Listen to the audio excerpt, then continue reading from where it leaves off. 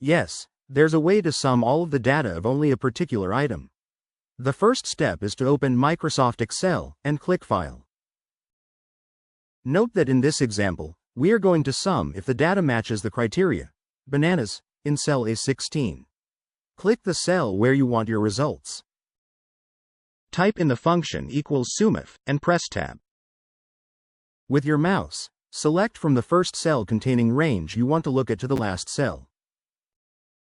Type in a comma after selection.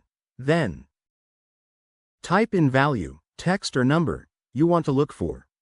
In this case, use cell A16, which has the word banana in it, and type a comma after this. With your mouse, select from the first cell containing range you want to use to the last cell. Press Enter. Only the amounts associated with bananas was totaled. That's it, you're done.